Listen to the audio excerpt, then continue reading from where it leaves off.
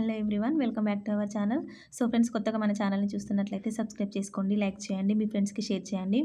Like చేయడం మాత్రం మర్చిపోవద్దండి. లైక్ చేయడం వల్ల మన వీడియోస్ అనేవి చాలామందికి రీచ్ అవుతాయి. రీచ్ అవ్వడం వల్ల వారు చదువుకుంటారు. దానివల్ల మనకు బెటరే కదండి. మన వల్ల వేరే వాళ్ళు ప్రిపేర్ అవుతున్నారు, చదువుకుంటున్నారు అంటే అది మనకు చాలా సంతోషించదగ్గ విషయం కదా. సో ఫ్రెండ్స్, ఈరోజు టాపిక్ వచ్చేసి కోటారి కమిషన్ 1964-66 అండి. ఇది హాస్టల్ వెల్ఫేర్ పేపర్ 2కు సంబంధించిన book education. So friends, start చేద్దాం. కోటారి కమిషన్ 1964-66.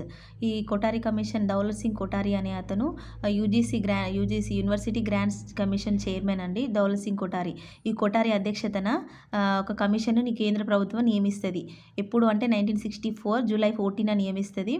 అది 1966 జూన్ 29 తన నివేదిక సమర్పిస్తుంది.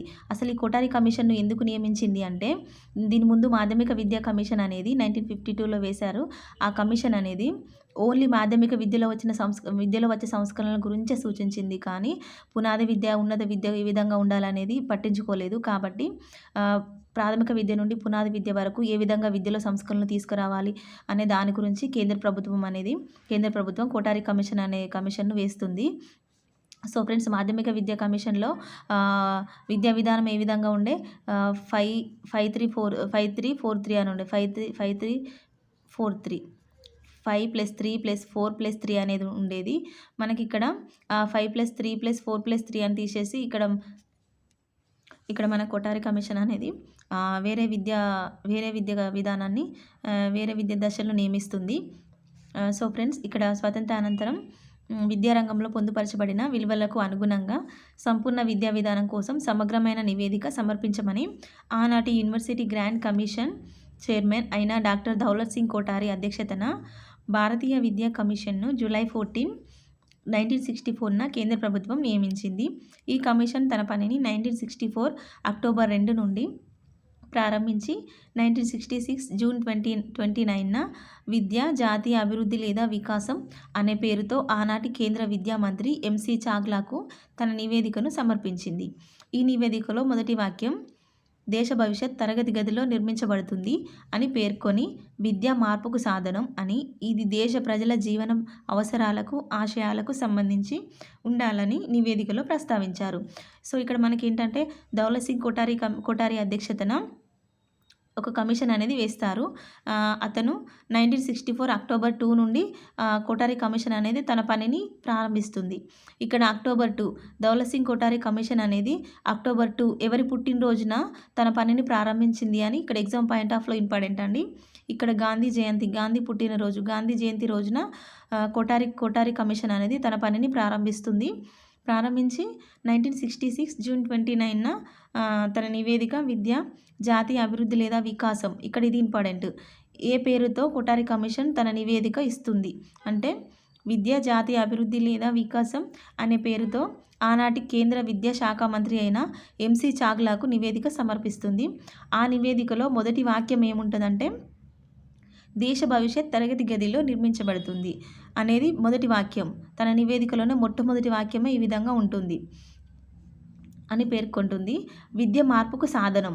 విద్య అనేది మన ప్రజల సమాజం అందరి మార్పుకు కారణం.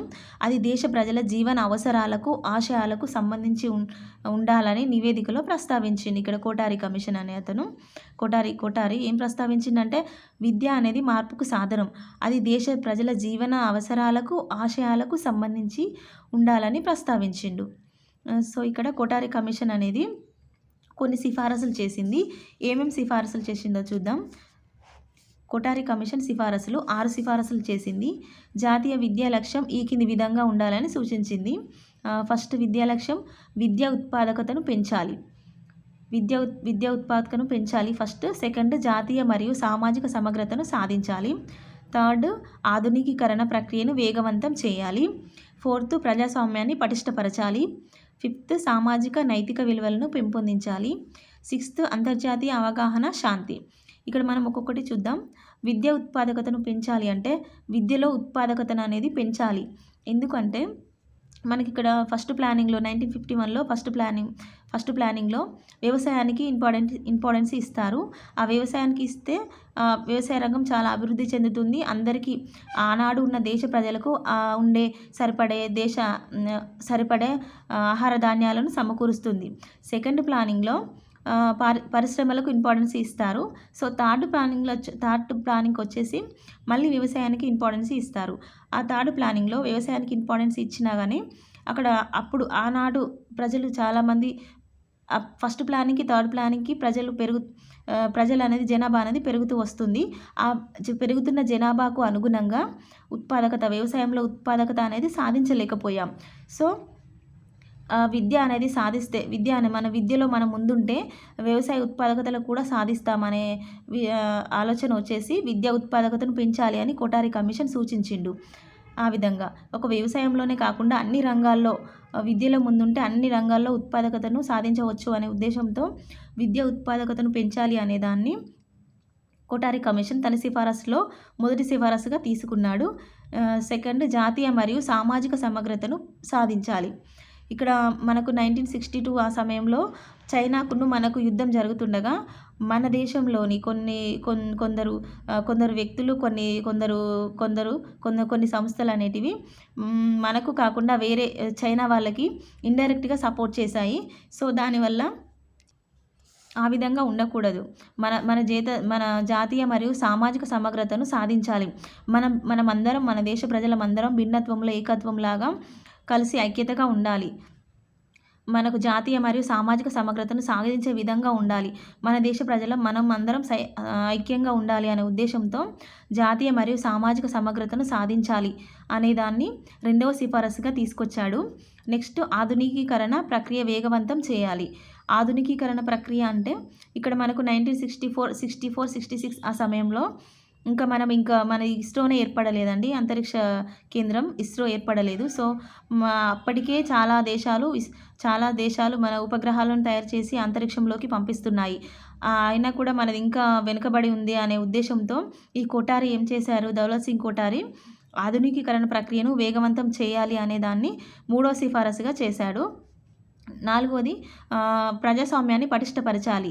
ప్రజాస్వామ్యాన్ని విద్యార్థులు గౌరవించాలి అనే ఉద్దేశంతో ప్రజాస్వామ్యాన్ని పటిష్టపరచాలి అనే సిఫారసుని నాలుగో సిఫారసుగా తీసుకొచ్చాడు దౌలత్ సింగ్ కొఠారి. ఐదవది, సామాజిక నైతిక విలువలను పెంపొందించాలి. సామాజిక నైతిక విలువలు అంటే మన సమాజంలో ఏ విధంగా జీవిస్తున్నామో అనేది సామాజిక విలువ. నైతిక విలువలు మనము చెప్పే సత్యం పలకడం. నైతిక విలువలు అంటే మనము అసత్యం కాకుండా సత్యం పలికే విధంగా నైతికంగా జీవించే విధంగా ఉండాలి సమాజంలో అని ఇది ఐదవ సిఫారసుగా కొఠారి తీసుకొచ్చాడు. సామాజిక నైతిక విలువలను పెంపొందించాలి. 6, అంతర్జాతీయ అవగాహన, శాంతి. అంతర్జాతీయ అవగాహన ఉండాలి, శాంతి ఉండాలి అని ఆరో సిఫారసుగా ఈ కొఠారి దౌలత్ సింగ్ కొఠారి అనే అతను తీసుకొచ్చాడు. సో ఈ 6 సిఫారసులు ఇంపార్టెంట్ అండి. మనకి ఈ 6 సిఫారసులో క్వశ్చన్ ఎట్లా వస్తుందంటే, కింది సిఫారసులో దౌలత్ సింగ్ కొఠారి సిఫారసు కానిది ఏది అని వస్తుంది, లేదంటే దౌలత్ సింగ్ కొఠారి సిఫారసు అయినది ఏది అని వస్తుందండి. ఇది ఇంపార్టెంట్. ఈ 6 గుర్తుంచుకోవాలి. ఈ దౌలత్ సింగ్ కొఠారి కమిషన్ మీద క్వశ్చన్ పేపర్ అనేది ఉండదండి. ఇది చాలా ఇంపార్టెంట్. సో ఇక్కడ విద్యా స్వరూపం వచ్చి 10+2+3గా ఉండాలి. అక్కడ మాధ్యమిక విద్యా కమిషన్ అనేది 5+3+4+3గా ఉండాలని 5-3-4-3గా ఉండాలని సూచించిండు. ఇక్కడ దౌలత్ సింగ్ కొఠారి 10+2+3గా ఉండాలని సూచించిండు. ఇక్కడ 10 అనేది పాఠశాల విద్య, 2 అనేది కళాశాల విద్య, 3 అనేది విశ్వవిద్యాలయ విద్యగా సూచించిండు. ఇక్కడ 10 అంటే 10ను ఏ విధంగా తీసుకున్నాడు అంటే 4+3+3గా తీసుకున్నాడు. 4 అంటే 1 to 4th క్లాసెస్, 1 నుంచి 4వ తరగతులు ప్రాథమిక పాఠశాలలు. నెక్స్ట్ 3 అంటే 5 నుంచి 7 తరగతులు ప్రాథమికోన్నత పాఠశాలలు. 3 అంటే 8 నుంచి 10 తరగతులు ఉన్నత పాఠశాలలు. 2 అంటే 11 నుంచి 12 తరగతులు అంటే ఇంటర్ కళాశాల విద్య. 3 అంటే 13 నుంచి 15 తరగతులు అంటే విశ్వవిద్యాలయ విద్య. సో ఈ విధంగా కొఠారి కమిషన్ తన విద్యా స్వరూపాన్ని తీసుకున్నాడు. నెక్స్ట్, సామాన్య పాఠశాలలను ఏర్పాటు చేయాలి. సామాన్య పాఠశాలలు అనేటివి ఏర్పాటు చేయాలని సూచించాడు. ఇక్కడ మాధ్యమిక విద్యా కమిషన్ ఏంటి, గురుకులాలను ఏర్పాటు చేయాలని సిఫారసు చేసింది. ఆ విధంగా కాకుండా సామాన్యులు కూడా పాఠశాలలో చదువుకునే విధంగా పాఠశాల విద్యను ఏర్పాటు చేయాలని, గురుకులాలను వ్యతిరేకిస్తూ సామాన్య పాఠశాలను ఏర్పాటు చేయాలని సిఫారసు చేశాడు. అన్ని విద్యా దశల్లో సాధారణ విద్య అంతర్భాగంగా పని అనుభవాన్ని ప్రవేశపెట్టాలి. అన్ని దశల్లో, పాఠశాల దశ నుంచి అన్ని దశల్లో విద్యలో భాగంగా పని అనుభవాన్ని అంటే వృత్తి విద్యను అనేది ప్రవేశపెట్టాలని సూచించాడు. అన్ని విద్యా దశల్లో సామాజిక జాతీయ సేవ ఎన్ఎస్ఎస్ అంతర్భాగంగా ఉండాలి. అన్ని విద్యా దశల్లో అదేవిధంగా అన్ని విద్యా దశల్లో కూడా సామాజిక జాతీయ సేవ ఇందులో అంతర్భాగంగా ఎన్ఎస్ఎస్ ఉండాలని చెప్పాడు. అక్కడ మాధ్యమిక విద్యా కమిషన్ ఏం చెప్పింది, క్రమశిక్షణలో భాగంగా ఎన్ఎస్ఎస్ ఉండాలని సూచించింది. ఇక్కడ కొఠారి ఏం చెప్పాడు, సామాజిక జాతీయ సేవలో భాగంగా ఎన్ఎస్ఎస్ అంతర్భాగంగా ఉండాలి అన్ని విద్యా దశల్లో అని సూచించాడు. మాధ్యమిక విద్యను వృత్తిపరం చేయాలి. మాధ్యమిక విద్యను అనేది వృత్తిపరం చేయాలని సూచించాడు. అంటే మాధ్యమిక విద్య నుండి వృత్తి విద్య అనేది కొనసాగించాలని సూచించాడు. నెక్స్ట్ అన్ని విద్యా దశల్లోనూ మాతృభాష బోధన భాషగా ఉండాలని సూచించాడు. ఇక్కడ అన్ని విద్యా దశల్లో, ఇక్కడ exam point of view important అండి. అన్ని విద్యా దశల్లో మాతృభాష బోధన భాషగా ఉండాలని సూచించింది కొఠారి కమిషన్. అక్కడ సెకండరీ విద్యా కమిషన్, మాధ్యమిక విద్యా కమిషన్ ఏం సూచించారు, ఓన్లీ మాధ్యమిక విద్యా దశలోనే మాతృభాషగా ఉండాలని సూచించాడు. కానీ ఇక్కడ కొఠారి అన్ని విద్యా దశల్లోనూ మాతృభాష బోధన భాషగా ఉండాలని సూచించాడు. నెక్స్ట్ పాఠశాల దశ నుంచే ఇంగ్లీషు అధ్యయనాన్ని ప్రోత్సహించాలి. పాఠశాల దశ నుండే ఇంగ్లీష్ అధ్యయనాన్ని ప్రోత్సహించాలని సూచించాడు. ఉన్నత విద్యలో 8వ తరగతి నుండి అనుసంధాన భాషగా ఇంగ్లీషు ఉండాలి. అదేవిధంగా ఉన్నత విద్యా దశలో 8వ తరగతి నుంచే అనుసంధాన విద్య అంటే త్రిభాషా విద్యలో ఉంటాయి కదా, స్థానిక భాష, జాతీయ భాష, అంతర్జాతీయ భాష. ఈ జాతీయ భాష, అంతర్జాతీయ భాషని అనుసంధాన భాష అంటారు. అనుసంధాన భాషల్లో ఇంగ్లీష్ అనేది అనుసంధాన భాషగా ఉండాలని సూచించాడు. నెక్స్ట్ కేంద్ర ప్రభుత్వం, రాష్ట్ర ప్రభుత్వాలు తమ ఆధ్వర్యంలో నడిచే పాఠశాలల్లో నైతిక, సామాజిక, ఆధ్యాత్మిక విద్యను ప్రవేశపెట్టడంలో చొరవ తీసుకోవాలి. ఇక్కడ కేంద్ర రాష్ట్ర ప్రభుత్వాలు కూడా తమ ఆధ్వర్యంలో నడిచే పాఠశాలలను నైతిక, సామాజిక, ఆధ్యాత్మిక విద్యను కూడా ప్రవేశపెట్టాలని సిఫారసు చేశాడు. నెక్స్ట్ మాధ్యమిక పాఠశాలలు 2 రకాలుగా ఉండాలి. పూర్వ ప్రాథమిక పాఠశాలలు ఏర్పాటు చేయాలని కూడా సిఫారసు చేశాడు. నెక్స్ట్ విద్య స్వతంత్ర ప్రతిపత్తి గల వైజ్ఞానిక శాఖగా గుర్తించబడాలి. విద్య అనేది స్వతంత్ర ప్రతిపత్తి గల వైజ్ఞానిక శాఖగా ఉండాలని సూచించాడు.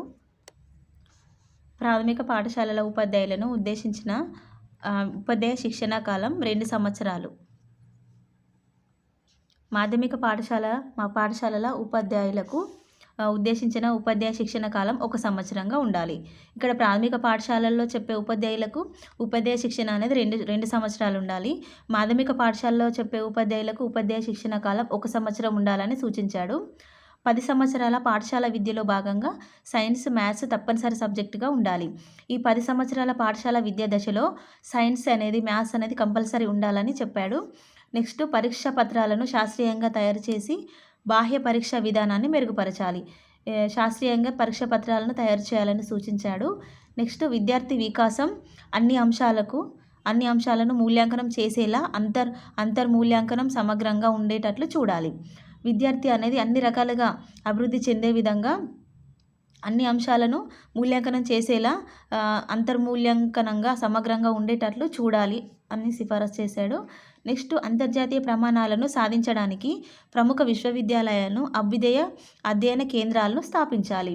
ఇక్కడ అంతర్జాతీయ ప్రమాణాలను సాధించడానికి కూడా ప్రముఖ విశ్వవిద్యాలయాలను, అభ్యున్నత అధ్యయన కేంద్రాలను కూడా స్థాపించాలి. వ్యవసాయ విద్యకు ప్రాధాన్యత ఇవ్వాలి. ఇక్కడ వ్యవసాయ విద్యకు ప్రాధాన్యత ఇవ్వాలని సూచించాడు. నెక్స్ట్ వయోజన విద్యను అమలుపరచడంలో సామాజిక ఎంపిక విధానాన్ని అమలుపరచాలి. ఇక్కడ వయోజన విద్యను అమలుపరచడంలో సామాజికంగా ఎంపిక విధానాన్ని అనేది అనుసరించాలని సూచించాడు. నెక్స్ట్ వికలాంగులైన వెనుకబడిన వర్గాల పిల్లలకు విద్య విషయంలో మెరుగైన సౌకర్యాలు కల్పించాలి. వికలాంగులకు, వెనుకబడిన వర్గాల పిల్లలకు కూడా విద్యా విషయంలో మెరుగైన సౌకర్యాలు అనేటివి కల్పించాలి.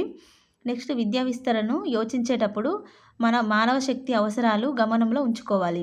విద్యా విస్తరణ. విద్య అనేది విద్యలో సంస్కరణలు తీసుకొచ్చేటప్పుడు మానవ శక్తి అవసరాలకు అంటే మనకి అవసరమయ్యే విధంగా మన అవసరాలకు తగ్గట్టుగా గమనంలో ఉంచుకోవాలి అని ఇక్కడ ఏం చెప్పింది, విద్యా విస్తరణను యోచించేటప్పుడు మానవ శక్తి అవసరాలు గమనంలో ఉంచుకోవాలి. ఈ విద్యా విస్తరణ తీసుకొచ్చే తరుణంలో మానవ శక్తి అవసరాలకు తగ్గట్టుగా తీసుకురావాలి అని సూచించాడు. నెక్స్ట్, విద్యార్థులను సరైన దారిలో పెట్టడానికి మార్గదర్శక మంత్రణల సేవలను విద్యలో అంతర్భాగంగా ప్రవేశపెట్టాలి.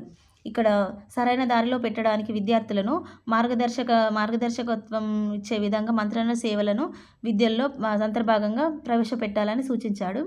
నెక్స్ట్, ఉపాధ్యాయుల ఆర్థిక, సాంఘిక, వృత్తిపరమైన అంతస్తును పెంచడానికి తగిన చర్యలు తీసుకోవాలి.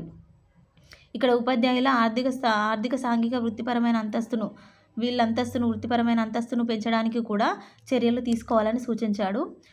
పాఠ్య ప్రణాళిక, బోధన పద్ధతులు, మూల్యాంకన విధానాలను మెరుగుపరచాలి. ఈ బోధన పద్ధతులు, పాఠ్య ప్రణాళిక, మూల్యాంకన విధానాలను కూడా మెరుగుపరచాలి. నెక్స్ట్, పేదరికము విద్యకు ఆటంకం కాకూడదు. పేదలకు ట్యూషన్ ఫీజులు రద్దు చేయాలి. పేదరికం వల్ల విద్యార్థులు చదువుకోకుండా ఉంటారు కాబట్టి అది ఆటంకం కావద్దు. పేదరికం అనేది ఆటంకం కావద్దు కాబట్టి వాళ్ళకు ట్యూషన్ ఫీ రద్దు చేయాలని సూచించాడు. ఉపాధ్యాయ శిక్షణ సంస్థల పనిదినాలు 230కి తగ్గకూడదు. ఈ ఉపాధ్యాయుల శిక్షణ సంస్థల పనిదినాలు 230కి తగ్గొద్దట. నెక్స్ట్, ప్రాథమిక స్థాయిలో మాతృభాష, ప్రాథమిక ఉన్నత స్థాయిలో 2 భాషలు, ఉన్నత స్థాయిలో త్రిభాషను ప్రతిపాదించాలి. ప్రాథమిక స్థాయిలో మాతృభాష ఉండాలి. ప్రాథమిక ఉన్నత స్థాయిలో 2 భాషలు ఉండాలి.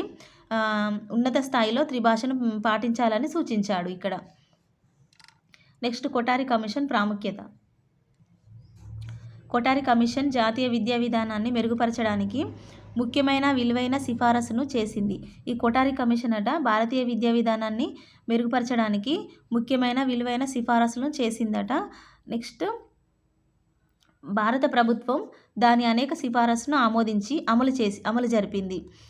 కొన్ని రాష్ట్రాలు కమిషన్ సిఫారసులను అనుసరించి ఉపాధ్యాయుల జీతభత్యాలను పెంచాయి. 1968లో ఈ కమిషన్ సిఫారసులను అనుసరించే మొదటి జాతీయ విద్యా విధానం ఏర్పడింది. ఇక్కడ కొఠారి కమిషన్ సిఫారసులు అనుసరించే మొదటి జాతీయ విద్యా విధానం 1968 ఏర్పడిందట. నెక్స్ట్, ఉపాధ్యాయుల జీతభత్యాలు కూడా ఈ కొఠారి కమిషన్ సిఫారసు ఆధారంగానే పెంచారట. So thank you for watching friends. Next జాతీయ విద్యా విధానం 1968 చూసుకుందాం. So thank you for watching. Subscribe చేయండి, లైక్ చేయండి ఫ్రెండ్స్. లైక్ చేయడం మాత్రం మర్చిపోవద్దు.